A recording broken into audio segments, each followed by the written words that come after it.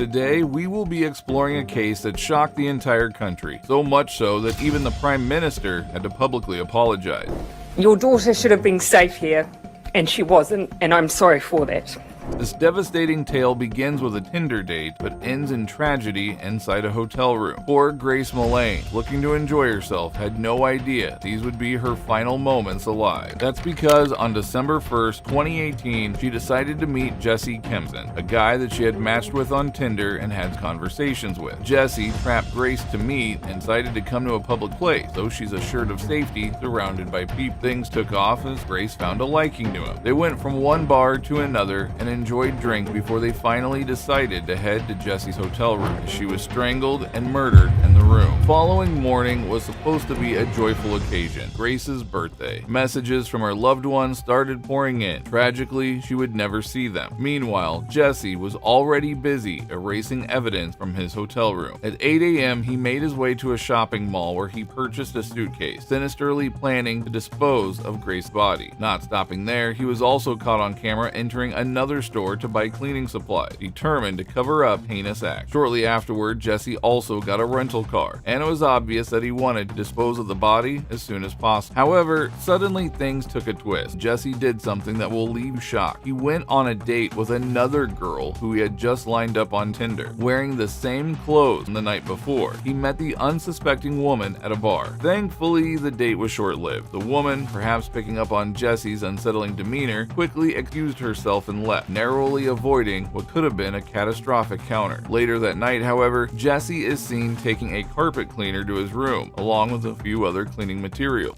Minutes later, Jesse returns with several suitcases, including the one that he had bought earlier containing Grace's body. Another CCTV clip captures him loading the suitcase into the rented car as he is on his way to dispose of the body somewhere that he believes no one will ever find. The next morning, Jesse is back at work, heading off to a superstore and buying a shovel. Then he collects clothes and gives them to the dry cleaner. Later, he takes the rented car to a car wash and meticulously cleans the trunk where the bag had been. Jesse thinks his work is done and his horrible crime will now be hidden. However, he is completely wrong. By this time, Grace's family is getting extremely worried as they have not heard from her for days. 5 days later, they reported her missing to the Auckland police. A few days later, her father makes a heartfelt plea to the authorities. I'm David Mullane, Grace's dad.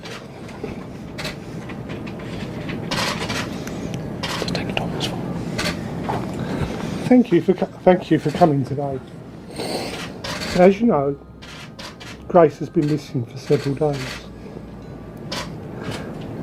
We last had contact with her on Saturday the 1st of December, and as a family we've been extremely concerned for her welfare.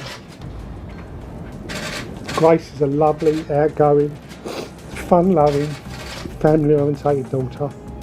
Grace has never been out of contact for this amount of time.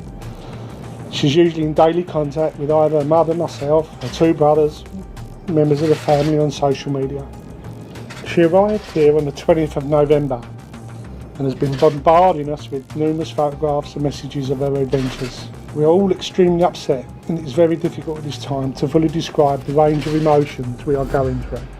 As officers investigated, they discovered Jesse was the last person Grace had been in contact with. Reviewing the CCTV footage raised strong suspicion, leading them to call in Jesse for an interrogation, where he attempted to lie his way out. Tell us about Grace. So I was talking to Grace on Tinder. Yeah. We'd matched on Friday. I saw that we'd matched the next day on Saturday. And then we met at Sky City. And then we decided that we were going up to Andy's Burger Bar, which is on the first floor. Whose idea was it to go to that particular burger place? Me. Because I didn't initially know that she was real. What do you mean? Well, there's a lot of... So have you heard of catfish?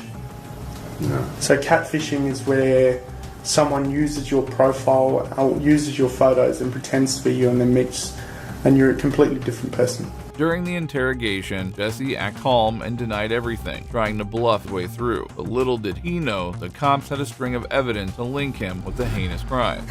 How does meeting in a public place sort of protect you from meeting someone who's not as good looking as Well, there's security there. So if she wasn't who she said she was, Yeah. at least in my mind, I'd feel safe.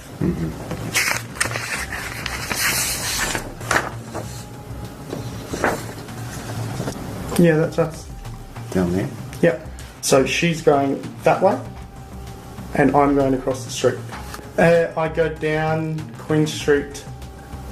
No, I go down Victoria Street, straight down to the bottom, and then hang a left, and I head towards the viaduct. You've kind of walked in a bit of a funny direction if you were planning to go to the viaduct. Jesse even lied about how the meeting occurred, claiming that Grace wanted to meet. In reality, it was his plan, and he had been anticipating it for some time. Is there a particular reason you were going to do that? I feel safer down that way. And we're very, very concerned for her safety, obviously.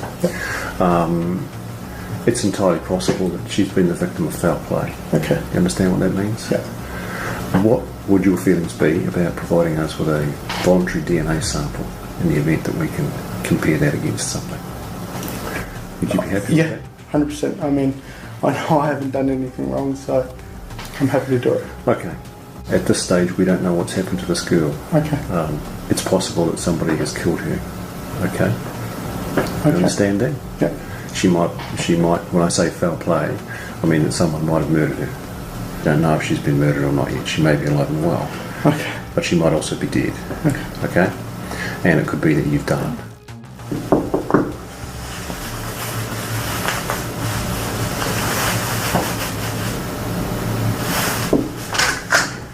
Hey, I just want to ask a question. Have I been arrested for something I didn't do? You haven't been arrested, mate.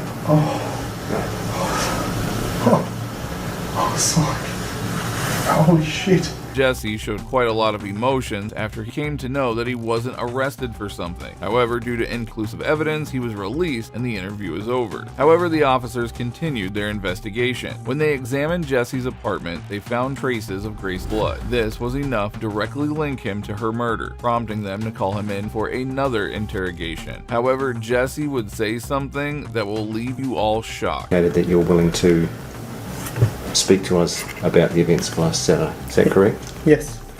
Tell me what happened last Saturday. She started talking to me about 50 Shades of Grey. We started having sex. At first it was just normal.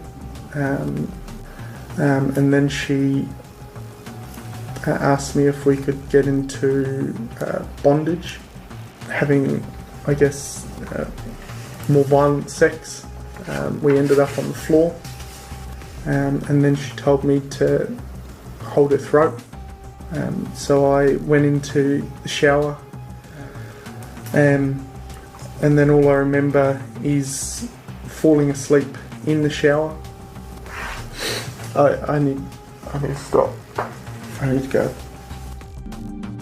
Jesse denied the murder, claiming he only discovered Grace was dead when he woke up the next morning. Said he was shocked and in a daze, couldn't think of anything except posing of the body. I didn't know what to do.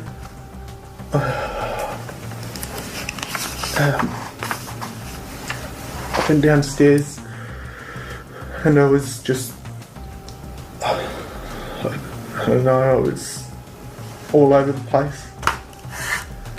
You come out of the shower, Yep. the light's been on in the shower, Yep. you put a towel around you, you've turned the light off, and Yep. then you've returned to your bed and you've gone to sleep in your bed. Yep.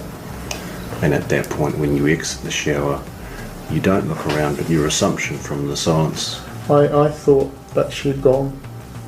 I thought she had left. we're going to head out of here very, very soon, and you're going to take us to where you've buried her. Yeah. She will likely be exhumed tomorrow. Okay. At some point, and after that a pathologist, a specialist doctor, will perform a post-mortem. Yeah. They're very skilled at establishing people's causes of death. Do you understand that? Yeah. Did you kill Grace Mullane? Okay.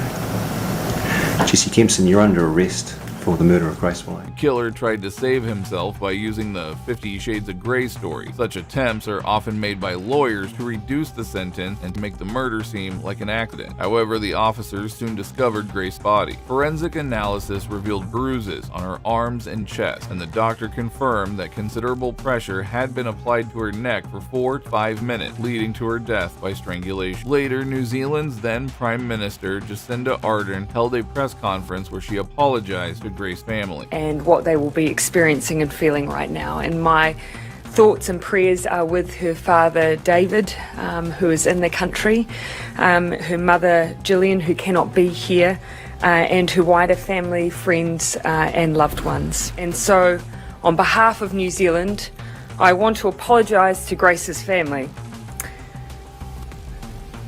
Your daughter should have been safe here, and she wasn't, and I'm sorry for that.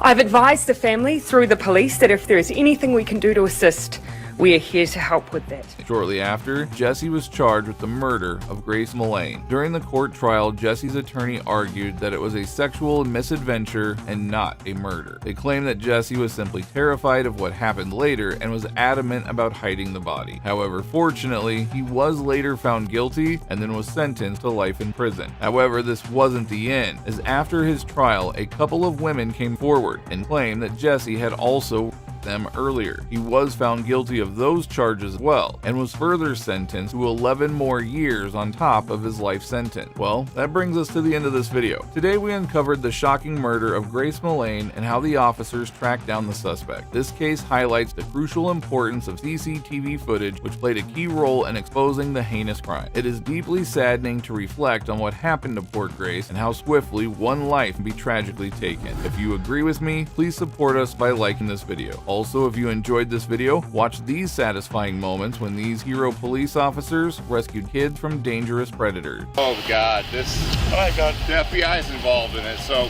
please. The FBI? She is 12 years old. That is her parent. He will forbid whatever he chooses. Am I clear on that? 12 is very old. I was looking for a 6-year-old. Detective John Roberts, I'll shake your hand later. Okay. We're going to come right inside here. We've read a whole lot of Discord.